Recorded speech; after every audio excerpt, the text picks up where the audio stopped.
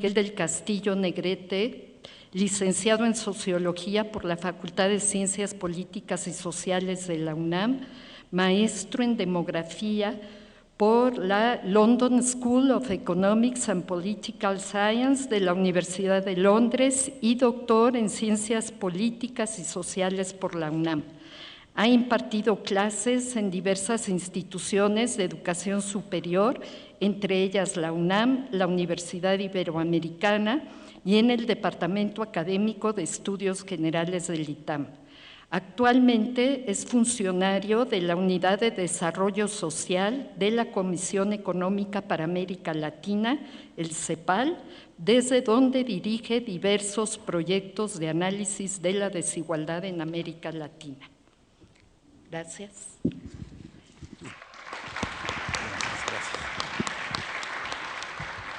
Bueno, muchas gracias. Agradezco al maestro Arturo Peláez, al doctor Carlos Macadden, al profesor Benito, la invitación que me han hecho. Para mí es un honor estar aquí entre ustedes. Bueno, pues sin mayor preámbulo, para no tomarme más tiempo, deseo iniciar con la charla. Bueno, miren, yo agradezco muchísimo y principalmente porque como funcionario de Naciones Unidas me interesa mucho resaltar lo siguiente. La primera lámina, por favor. Recordarán ustedes y los alumnos aquí presentes, es muy probable que ya hayan leído el texto, espero que siga, de Héctor Grosse-Spiel, que nos habla de los derechos humanos. Bueno, yo creo que es muy importante no solo recordar que debemos atender los derechos civiles y políticos, sino también los derechos económicos, sociales y culturales. Me parece que lamentablemente le hemos dado en nuestro país y en el mundo nada más prioridad a unos cuantos derechos y que están del lado de los civiles y políticos, y nos hemos olvidado de todos los demás. Esto es incorrecto porque, como ustedes saben, los derechos humanos son universales, interdependientes, indivisibles, todos tienen el mismo valor. A ver, ¿a qué me refiero, no? Como que tendemos a darle mucha importancia al derecho a la libertad y a la seguridad personal. Y entonces, bueno, cuando hay algún robo, cuando se ejerce violencia contra nosotros, ponemos mucha atención. Y claro que tenemos que poner atención en esos eventos. También, a momentos, se le pone mucha importancia a la igualdad ante la ley. Sin embargo, yo considero que se nos olvidan otros derechos humanos que son igual de importantes. No estoy diciendo que estos dos no lo sean, estoy diciendo que los demás son muy importantes. Por ejemplo, el derecho a la vida, el derecho a no ser sometido a la esclavitud, y lamentablemente hay formas modernas de esclavitud, a la libertad de pensamiento, pero principalmente los que se nos olvidan por completo son los derechos económicos, sociales y culturales, el derecho al trabajo, a una alimentación, a tener un sindicato y el derecho a la huelga, en fin, a una salud. Se nos olvidan estos, ¿no? Y quizás se nos olvidan porque se pensó hace muchos años que bastaba con proteger, darle libertad a la persona y proteger sus bienes, los property rights, y que todos los demás derechos serían cumplidos. Y lamentablemente no ha sido así. Creo que entonces, y esta es una de las primeras tesis que yo quiero ante ustedes transmitir, es muy importante tener, como dijo Paulette Ditterland, me encantó su charla, un enfoque de derechos humanos, pero derechos humanos en lo total. Se ejerce violencia cuando la persona no puede estar correctamente alimentada, se ejerce violencia cuando no puede acudir a un centro de salud y no tiene el dinero para comprar una medicina o por ir a la salud privada. Hay muchas formas también de violencia que se ejercen cuando no se cumplen los derechos humanos. Miren, yo quisiera que me permitieran un pequeño paréntesis, quizá me salgo, voy a ser muy breve, pero quisiera poner yo atención a lo siguiente, ¿no? Hay entre los derechos humanos, ustedes podrán verlos por ahí, hay uno que dice que no está permitido hacer experimentos con seres humanos. Bueno, ¿por qué este paréntesis? Bueno, acaban de darle a una mujer, y qué bueno que finalmente, bueno, que haya equidad de género, y a 2 hombres el Premio Nobel de la Economía.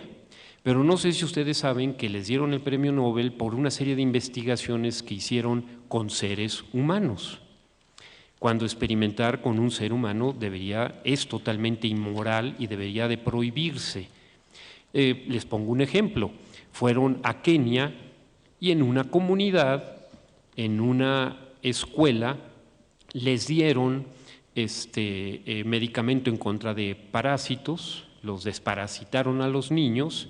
En otra escuela no, que si siguieran teniendo padecimiento, ¿no?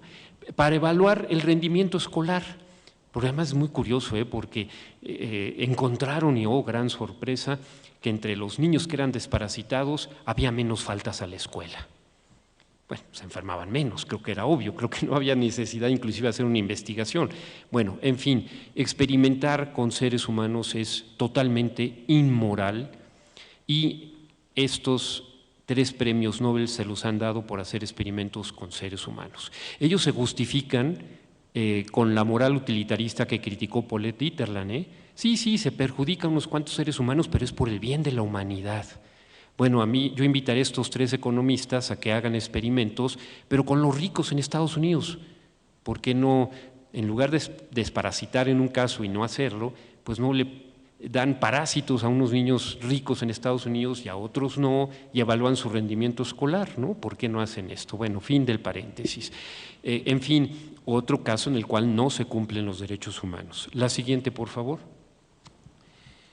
Miren, una segunda idea que yo quiero transmitir y tiene que ver con una frase que la compañera socióloga hace unos minutos externó, en el sentido que con violencia no se soluciona el problema, es en el que tenemos que tener un enfoque de seguridad humana, no de seguridad nacional ni de seguridad pública.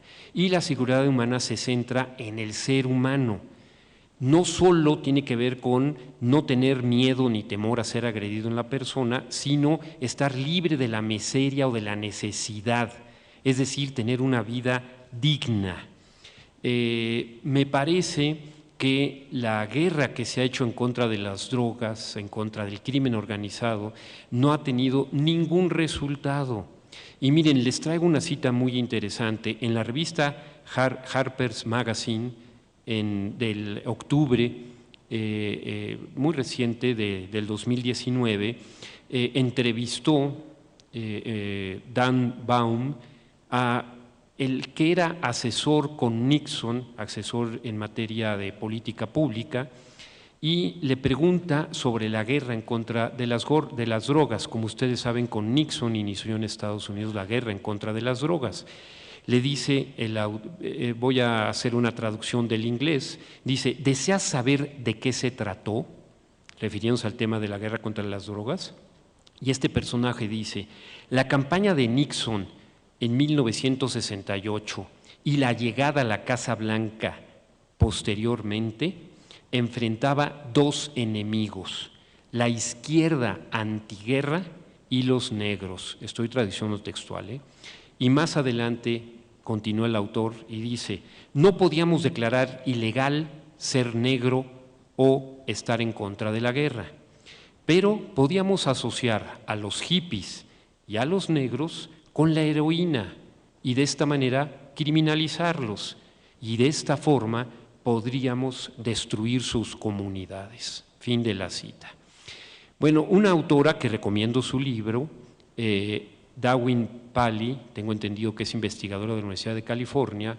El libro se llama Drugs, War, Capitalism o algo así. Vean, les voy a leer también una cita. Dice, inicio: en lugar de parar el flujo de las drogas en relación a la guerra, el financiamiento a la guerra contra las drogas ha apoyado una guerra estratégica que asegura a las corporaciones transnacionales el acceso a los recursos por medio de la apropiación y del terror. Fin de la cita. La siguiente, por favor. Es así que creo que lo que debe hacer nuestro país es renunciar a la seguridad, lo que tengo que decir con propiedad, ir más allá de lo que es seguridad personal nacional y tener un enfoque de seguridad humana atendiendo a todos los derechos humanos. Porque vean lo que ha pasado. En lugar de respetar, proteger y cuidar a todos los derechos humanos sin generar más violencia, como mandata la Carta de las Naciones Unidas, los estados, y en concreto el Estado mexicano, la ha provocado. Ustedes pueden ver en la gráfica de la izquierda la población que migró, o sea, que hace 5 años atrás residía en un lugar diferente a donde está residiendo. Bueno, 125,000 personas cambiaron de lugar de residencia por la violencia. Del lado derecho viene el número de familias que tienen uno o más integrantes desaparecidos con desaparición forzada. La desaparición forzosa definida como que los secuestró un miembro de las Fuerzas Armadas o de la policía de cualquier estatal, municipal, de cualquier nivel. Bueno, de acuerdo a la encuesta hay 239,000 familias con una persona desaparecida de manera forzada. La siguiente, por favor. Como vimos entonces, no estamos atendiendo correctamente todos los derechos humanos. Déjenme regresar al punto que yo les comentaba de cómo hemos dado más énfasis a un tipo de derecho y nos hemos olvidado de los demás. No digo que no sea importante atender la violencia en contra de la persona, los asesinatos, pero hay que verlo en perspectiva y hay que compararlo contra otras violaciones a los derechos humanos.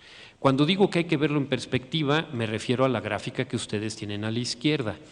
Se empezó a contabilizar el número de homicidios desde la etapa de Porfirio Díaz. Yo no quise poner una gráfica con tanta tendencia, yo puse la gráfica a partir de 1969 y lo tengo que hacer por habitante, porque siempre se tiene que hacer en términos demográficos, no sé si me siguen con la idea, espero, es una tasa por 100,000 habitantes.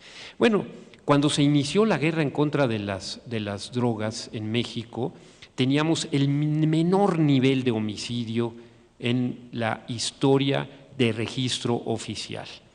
Lamentablemente, ¿qué pasó? Es el piquito que ven ahí cerca del 2006-2007 hacia abajo. ¿Qué pasó después? Ya lo saben todos ustedes, se incrementó. No llegamos, sin embargo, y esto no se nos debe olvidar, no hemos llegado aún a los niveles que se registraron durante la Guerra Sucia. Es decir, cuando fueron masacrados jóvenes que tomaron un camino incorrecto, tampoco la violencia es lo correcto, de irse a la guerrilla, pero fueron asesinados, desaparecidos, secuestrados brutalmente. Bueno, todavía no hemos llegado a esos niveles. Entonces hay que ponerlo en esa perspectiva. Y segundo, hay que compararlo también. Nos preocupan los 36,000, si redondeo 37,000 muertes por violencia. Y qué bueno que nos preocupan, son seres humanos. Pero se nos olvidan, por ejemplo, 6,715 personas que han muerto en nuestro país por desnutrición. Vean, nada más, de esos no veo que haya asociaciones empresariales o de la sociedad civil atentas a este evento y con el mismo ímpetu, ¿no? Diabetes, por ejemplo, más de 100,000 muertes por diabetes y no tomamos en cuenta el papel de las empresas cambiando el entorno alimenticio y provocando un crecimiento en la malnutrición. O sea, no solo nuestro país, como lo he dicho en un texto que quizá ya han leído, sufre de desnutrición, sino también de malnutrición. La siguiente, por favor. Se nos olvida también, por ejemplo, ¿no? Otro problema en materia de de derechos humanos importantísimo, ¿no? El hambre es increíble que con la riqueza que en nuestro país que haya las proporciones de hambre, ¿no? El 41% de los hogares, de acuerdo a la encuesta nacional de ingresos y gastos de los hogares, manifestó quedarse sin comida y 4.3 millones les preocupa, lo dije mal, disculpen, un 43% de los hogares en México les preocupa quedarse sin comida. Y en 4.3 millones se quedaron sin comida y sus hijos o los padres se fueron a dormir sin haber probado alimento. Esto también es una violencia, y una violencia que no está afectando a 37,000 personas, está afectando a 4.3 millones de personas y debemos de ponerle atención. La siguiente, por favor. Otra forma de violencia. A mí me llevaría tiempo explicarlo, espero decirlo brevemente, pero es importante no solo ver la tasa de desempleo, sino la tasa de disponibilidad. Muchos jóvenes principalmente, y principalmente mujeres, no son consideradas desempleadas porque han dejado de buscar empleo. Y han dejado de buscar empleo porque no se los dan por su condición, porque hay inequidad de género, porque no se los han dado porque no tienen la escolaridad o porque no hay empleo. Cuando incluimos a los disponibles, entonces fíjense que hay 3.4 millones de jóvenes que desean trabajar y no encuentran un empleo. Eso también es violencia. Pero los que encuentran el empleo, ya la hicieron, no, váyanse a la otra grafiquita. Hay 4.7 millones de personas que trabajan para empresas privadas que perciben menos de 2 salarios mínimos. Cantidad muy pequeña, muy insuficiente para tener una vida digna. Eso también es violencia y tenemos que ponerle atención. La siguiente, por favor. Me invitaron a hablar de desigualdad económica y hasta el final estoy dejando la desigualdad económica, entonces no se me preocupen. Como comentó, he estado en la CEPAL llevando a cabo investigaciones en materia de desigualdad de ingreso y desigualdad de riqueza. Trataré, por atención al tiempo, de ser muy breve y comentarlo en un par de láminas. Miren, México es un país que tiene mucha riqueza. Tenemos, para que se den una idea, el 60% de la riqueza que tiene Francia. El problema es que está muy mal distribuida. Para que se den una idea, nuestra riqueza son 120 billones, o sea, millones de millones. El PIB es 20 billones. Vean nada más, la proporción. Bueno, la gran mayoría de la riqueza lo tienen los hogares, porque son muchos, 30 millones de hogares. Un 35% lo tienen empresas, bueno, son aproximadamente 5 millones de entidades y dentro de ellas unas cuantas son las que acaparan la riqueza, por cierto. Pero estos hogares que tienen el 49% de la riqueza del país, el 1%, de acuerdo a una estimación de un servidor, tiene el 38% de la riqueza de los hogares. Mientras que el 80%, la gráfica de hasta la derecha que dice 0,80 son percentiles, tiene menos del 20%. La siguiente, por favor. Y van a decir, bueno, ¿qué importa, no? Y claro, desde un punto de vista, estaría yo de acuerdo, se necesita de riqueza. Riqueza significa mejores carreteras, puentes, hospitales, escuelas, viviendas.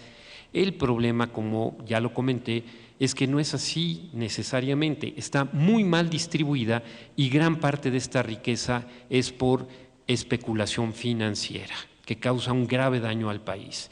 Ustedes pueden ver en la lámina del lado derecho, tanto per cápita como en términos totales, el crecimiento de la riqueza son las dos líneas que están arriba, en términos reales descontando la inflación, y abajito el ingreso nacional. ¿Qué pasa, señores? Como nos dicen los economistas, la economía va muy mal porque crece muy poquito, crece apenas al 2.3% promedio anual en los últimos años y ahora menos. Bueno, la riqueza ha llegado a crecer a más del 9% en términos reales por año. De hecho, fue el crecimiento antes de la crisis. La crisis pegó y bueno, hizo que bajara el crecimiento promedio anual como al 6%, pero también el crecimiento del ingreso nacional y del PIB bajó. ¿Y qué sucede? Que este crecimiento cuando lo comparamos con otros países, es un crecimiento muy mayor al que tienen otros países en el mundo. La siguiente, por favor. ¿Y esto por qué preocupa? Bueno, preocupa porque, como ha dicho Piketty, aquellos que tienen activos físicos y activos financieros ven incrementar su ingreso con creces, por mucho, mientras que los que no lo tienen y dependen del trabajo, pues viven una situación de pobreza. Pero esto también se ha debido a lo siguiente: vean cómo ha crecido la riqueza privada comparada con la riqueza pública. ¿Será lo que nos decía la autora que yo le cité en un inicio? La violencia para apropiarse de lo público, privatizarlo y generar mayor riqueza y desigualdad.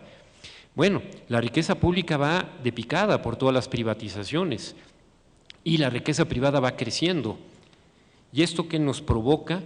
Que haya una profunda desigualdad, porque aquellos que tienen un activo financiero logran tener un mayor ingreso. Y les doy cifras de las que están en la gráfica de la derecha, como de acuerdo a mi estimación, el 1% de la población, y aquí yo soy un poquito daltónico, la gráfica naranja, espero no equivocarme, la de en medio, esta es distribución por persona, no por familia mejora, y solo del ingreso que reparte la economía, sin transferencias. Bueno, el 1% tiene más del 40% del ingreso. La siguiente, por favor. En atención a ustedes, a su asistencia y a la compañera que viene a continuación, terminaré con las siguientes conclusiones, ¿no? Y una disculpa si fui rápido, pero era breve el tiempo que tenemos en estas rondas, ¿no? Bueno, los estados deben, por lo tanto, garantizar el cumplimiento de todos los derechos humanos. Y tenemos que tener mucho cuidado, porque también la sociología ha encontrado que el miedo, el terror, es una forma de control social. Se ejerce miedo para atentar en contra de las comunidades, de los principios democráticos, como muchos autores han dicho. Y con el deseo de tener un enlace con la plática que me continúa, pues toda esta desigualdad es la que ha generado, desde mi punto de vista, en buena medida corrupción. Claro, desigualdad en un sentido amplio, pero me interesa que pensemos en la corrupción de la definición que les quiero proponer. La corrupción, desde mi punto de vista, es abusar del poder confiado para beneficio propio. Nosotros le damos poder, le confiamos un poder a alguien, a un político, para que tome decisiones por nosotros, no para que se beneficie. Pero ojo, también le hemos dado un poder a las corporaciones. Y también hay corrupción en el sector empresarial, algo que se nos olvida. Ustedes, espero, han de haber visto ya la película La Corporación. Todos los eventos de la película La Corporación son corrupción de las empresas, porque han abusado del poder que les hemos confiado, les hemos permitido constituirse como empresas para servir, para el bien común, y han violado esa confianza para tener un beneficio propio. Otro ejemplo, además de la película La Corporación, es el libro negro de las marcas. Bueno, miren, y no podría yo concluir sin también, igual que lo hizo la doctora Paulette Dieterland, hacer una mención a nuestro querido profesor Carlos de la Isla. Tuve oportunidad de convivir con él y en una ocasión, cuando él se jubilaba, pasó a mi cubículo y yo le prometí que seguiría su ejemplo en materia, seguiría su pensamiento social, que yo trataría en todas mis acciones como investigador hacer justicia y seguir su forma de pensamiento, porque me parece que además es la mejor manera que tenemos para hacerle un homenaje, seguir su forma de pensar. Y entonces, si me lo permiten, quiero terminar con una cita. Es de uno de los ensayos que viene en la revista que les recomiendo adquirir, 122. El ensayo se llama No hay nada que no pueda ser cambiado. Y el autor dice que hay dos causas principales detrás de la caótica situación financiera mundial. Les voy a leer la primera, inicio cita. Una primera causa que me parece infame porque no proviene de hombres viciosos, ignorantes o delictivos, sino de académicos, de elegantes académicos con grados de doctores, es la actitud fundamentalista de los economistas que aún ahora, después de los estragos que han causado las crisis por la total libertad, mejor dicho, por el libertinaje del mercado y la mínima o nula intervención del Estado, aún ahora siguen defendiendo la soberanía y entera independencia del mercado. Fin de la cita. Miren, detrás de las reflexiones que yo traigo y detrás de las investigaciones que yo he hecho ahora en la CEPAL, he encontrado una conclusión que yo creo que compartiría el doctor de la Isla. El modelo económico que hemos seguido en los últimos años es un modelo fracasado. Continúa, a pesar de su fracaso, atentando contra el ser humano, atentando contra la biodiversidad, contra el medio ambiente y contra el ser humano, ejerciendo todas estas tipos de violencia. Pero parafrasearía Stiglitz. Detrás de este modelo económico, nos dice Stiglitz, hay una teoría económica que debemos de superar porque ha sido errónea y deficiente. Yo les invito a todos los aquí presentes y en especial a los economistas que piensen así hacia el futuro. Muchas gracias.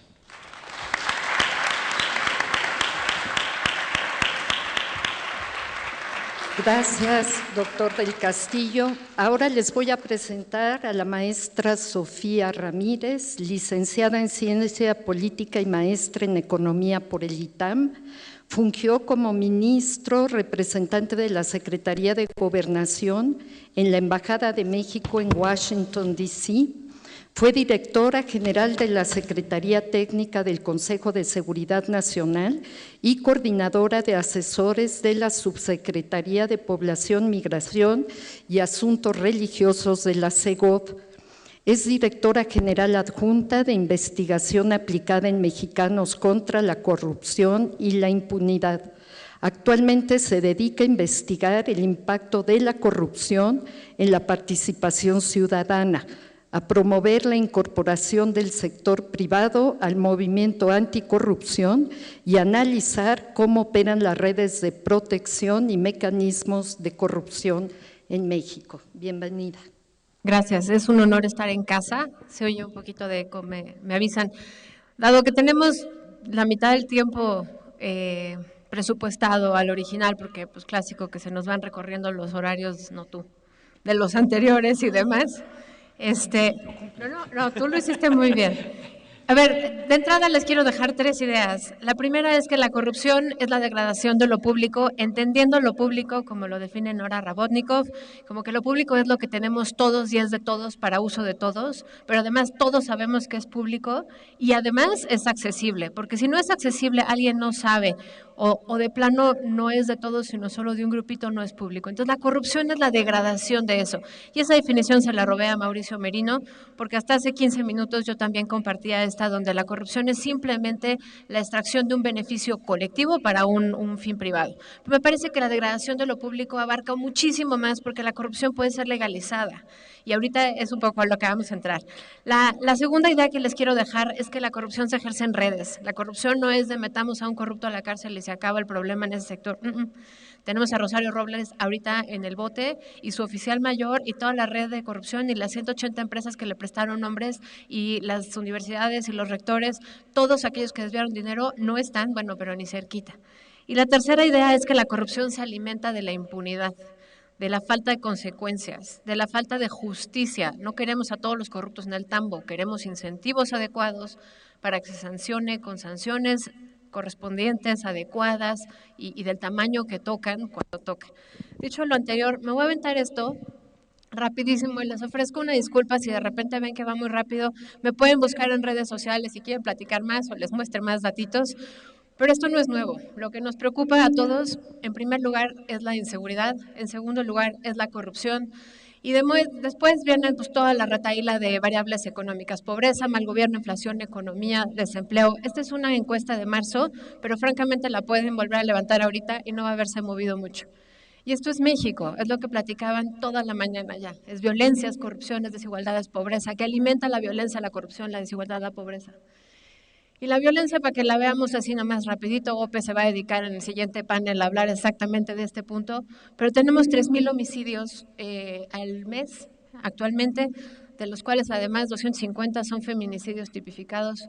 Tenemos violencia de género, vaya, aquí ni voy a ahondar porque eso meritaría una conferencia en sí mismo, solo quiero decirles que 7 de cada 10 mujeres son violentadas por su condición de mujer al menos una vez en la vida y que al año hay 1,000 embarazos de niñas de menos de 10 años por producto de violación en México.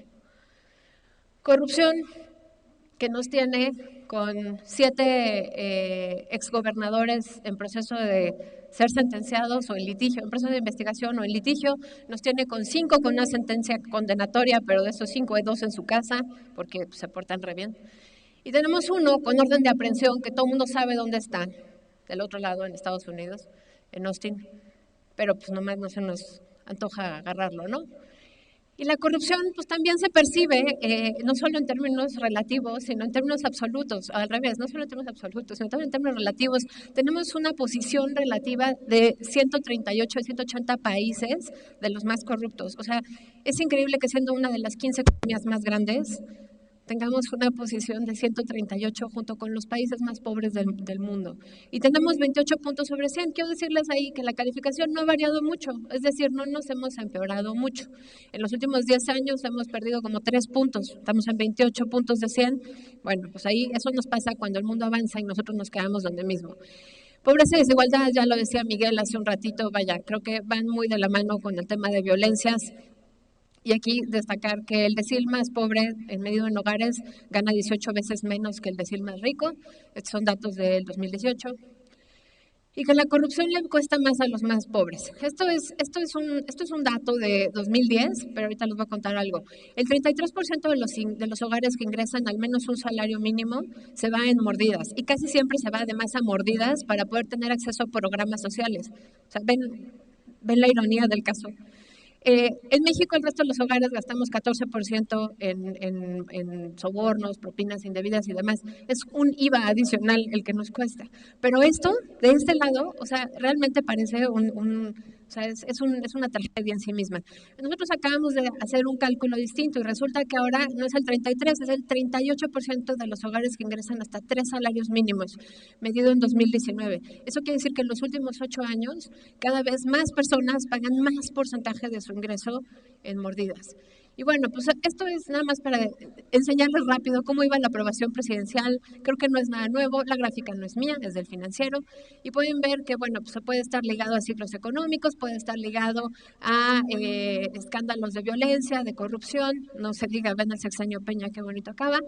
Y luego llega esta esperanza de querer cambiar al mundo. Y pues vemos que, si bien no ha caído grandemente la aprobación presidencial, pues sí se está polarizando un poquito la opinión pública, ¿no? Se están juntando aquellas cifras de quienes creen que lo está haciendo bien contra quienes que lo están haciendo mal. Pero lo interesante de todo esto no es solamente el dato en sí mismo, sino de qué se compone. Lorena Becerra, que es la encargada de hacer las encuestas en Reforma, esta es una gráfica del Financiero, insisto. he tenido pláticas con ella y me dice, mira, la aprobación presidencial se compone en México realmente de 3 grandes elementos. Medimos un montón más, pero son de 3 grandes elementos. 1 es la seguridad pública, 2 es la economía, 3 es la corrupción. Y podemos ver que en México la aprobación de la estrategia de anticorrupción va para arriba. Ahorita vamos a hablar más de esto. Pero de la seguridad pública, pues tiene resultados mixtos y esta medición fue incluso antes de la tragedia en Chihuahua, en la comunidad de Levarón. Y la economía, bueno, pues hay gente que cree que va mejor, pero pues los indicadores nos dicen lo contrario. A ver, ¿no? Esperemos que la realidad no nos alcance. Pero esto se resume. La mitad de la población cree que el país va por buen camino y la mitad no. Entonces, amanecimos de dinosaurios ya aquí, ¿eh? El problema era exactamente el mismo.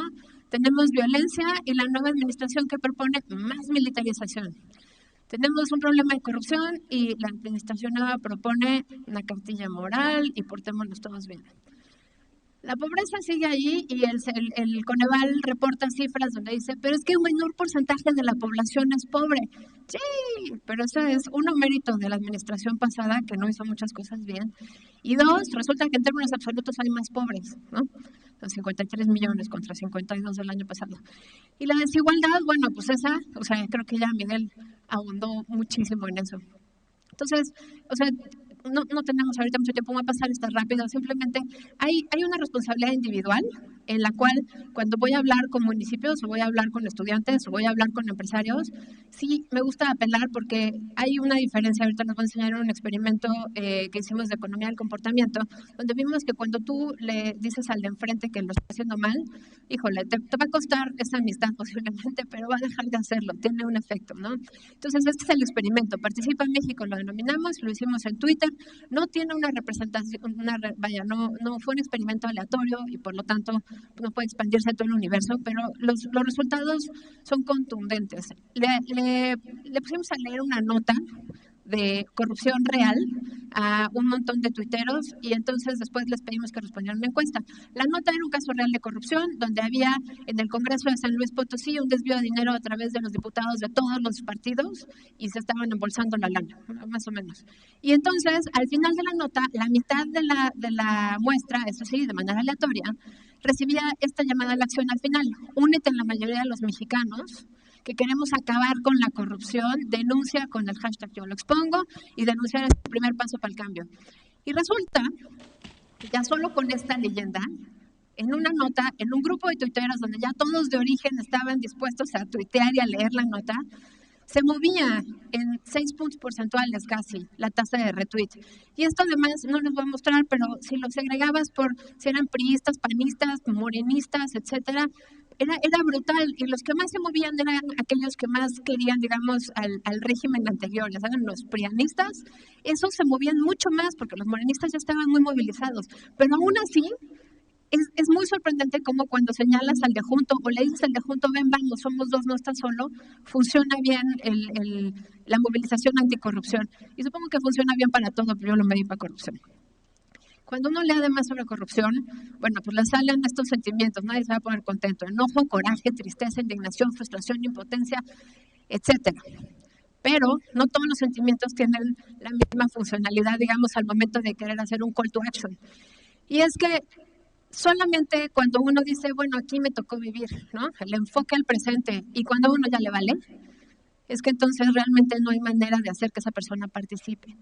Pero si tú te sientes triste, te sientes enojado, te sientes ansioso, pero también si tienes un enfoque hacia el futuro de, bueno, pues vamos a darle para adelante, entonces la participación ciudadana se detona, ¿no? Todos estos son resultados del mismo experimento, pero para que vean lo interesante que es que el enojo y el coraje y la tristeza sí tienen este componente de movilización siempre y cuando haya alguien que te llame a hacerlo.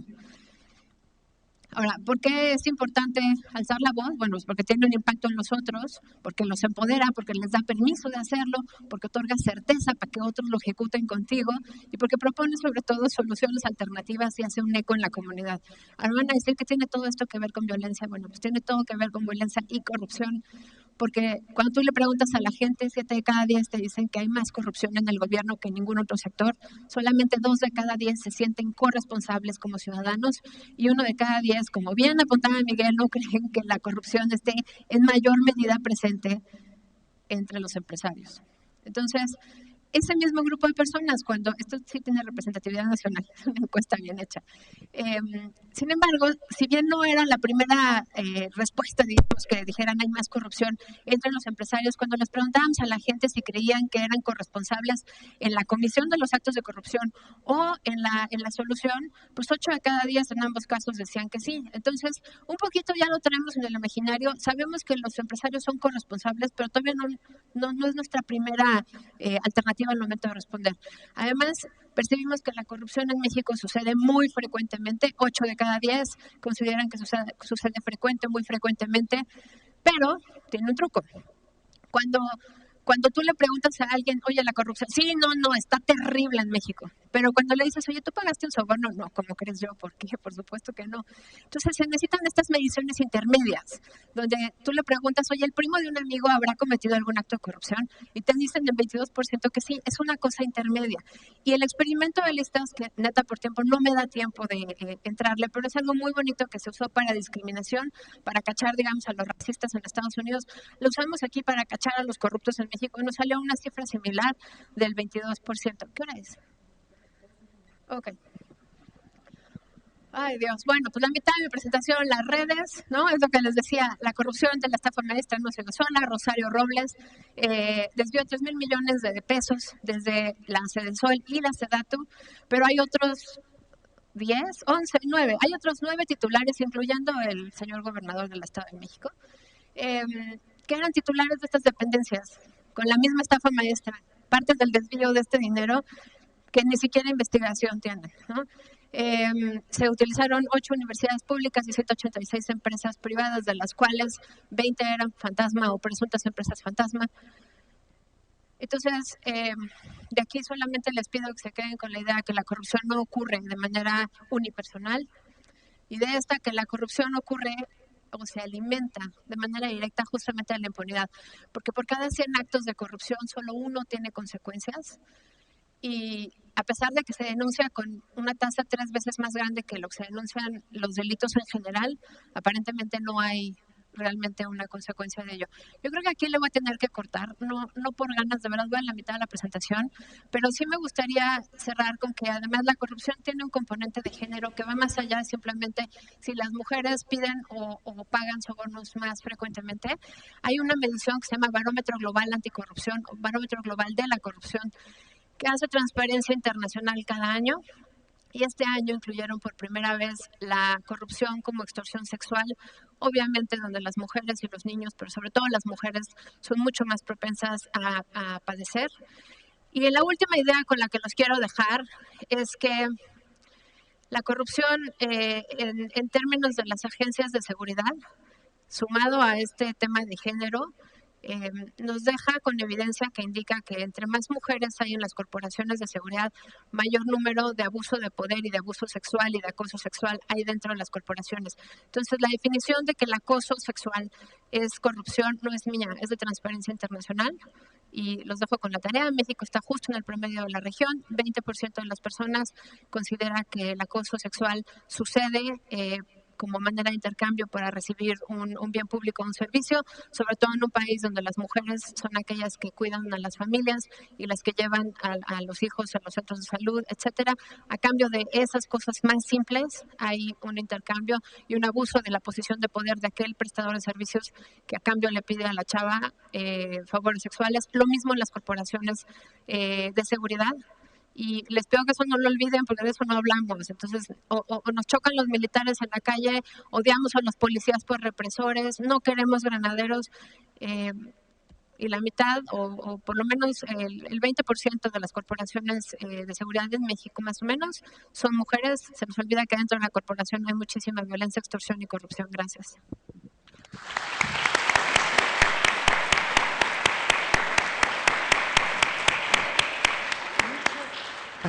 Muchas gracias al doctor del Castillo y a la maestra Sofía Ramírez. Les vamos a entregar de parte del Instituto Tecnológico Autónomo de México un reconocimiento por haber asistido a esta jornada.